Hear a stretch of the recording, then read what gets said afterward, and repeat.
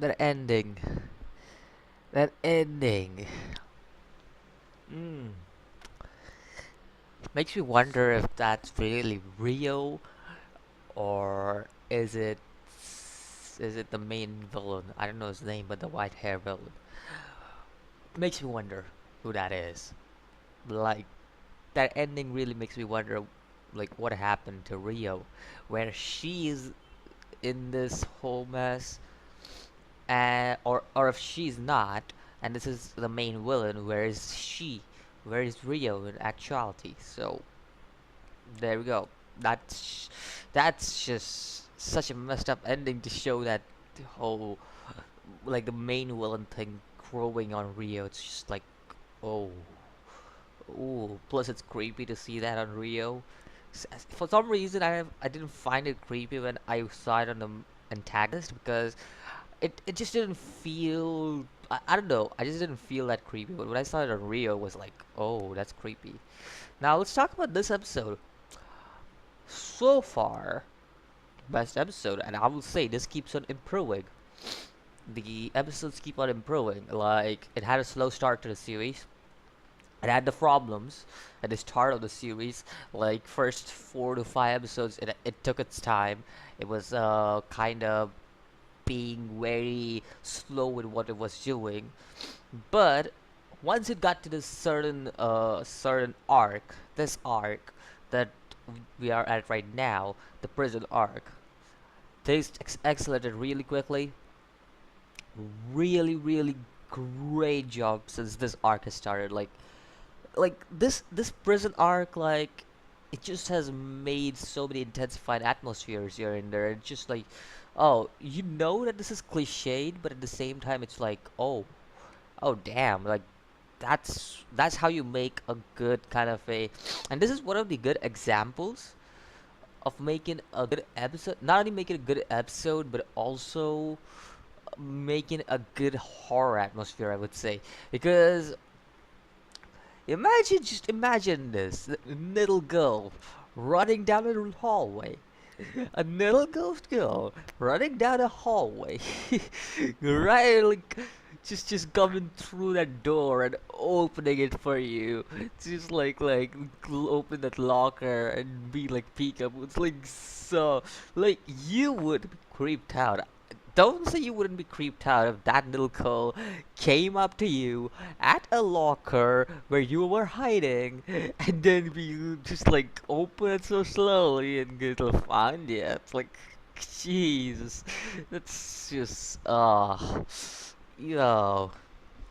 And then the whole scene with this, just the start of this episode was just so brutal than the other episodes. Like, it was just so brutal. Like, the way it just started with this girl pouncing on the guy and just like ripping out his skin. It's like, oh, like, this is I think that this is the most brutal episode I've seen throughout all series, because the way she was pouncing on this guy kind of reminded me of a scene in Fear 2, a scene at the start of the game of Fear 2 Origins. If anybody has played that game, it kind of reminded me of that start, where, spoilers if anybody has not played the game, but in Fear 2 Origins, at the start, the main villain, Alma, basically, I think that's Alma, yeah, yeah. She's basically ripping your stomach apart at the start, ripping your guts apart, and that's what it kind of reminded me of when I saw that whole scene where this shit is just like ripping up this guy's body, and it's just like, what the hell? Like, she's just ripping out the skin, and then again at the end, just like ripping out Rio's skin just like that, and be like, I just want to be cute. I'm like, this is so damn messed up. Like, who does that to just be cute? Like, Jesus, I understand she's a little girl, but it's like, oh, she's brutal. Like, she's low key brutal. And they weren't joking. The main antagonist wasn't joking when he said that this girl was very intelligent. Oh, she is. Like, she's a pretty intelligent ghost. But to be honest, In the end, she isn't as intelligent as many of the humans here and there, but she gave a lot of people a hard time. Even the judge was like, "Shit, like this is messed up. Like, how am I supposed to fight this chick?" Well, it's just like this episode was just no words spoken, brilliant for me.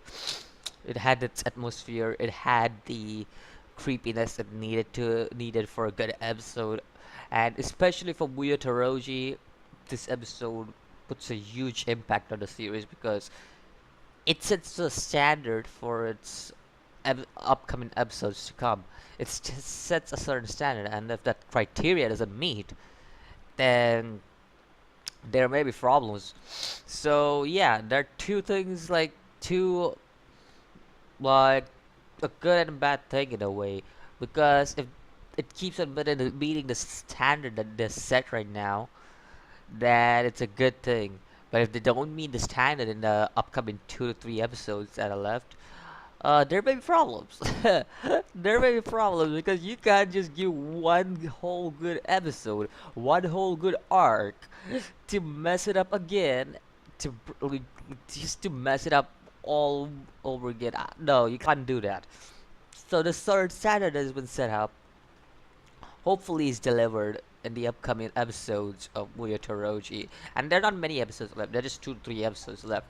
And also, let's speak about the animation of this episode was also top notch. Like the Hell Marshal, yo, the way he just came and sliced, so clean. That animation was so clean, and I was banging like, damn, like, yeah, jeez, that animation was so damn clean. Like, did you just see how just like Jesus, like how good can you get that animation? Like, damn, like that hit me. That hit me when I saw that animation. I was like, damn, they put a lot of work in the animation for this episode. I could say that because of how the Hell Marshal looked. Like, not even like how he looked, but his design looked really badass to me. I don't know about you guys, but his design was really badass, and he just slices through. And they even showed how his sword just passes through the tree, and jeez, I really love the design of Hell Marshal. Really, really cool.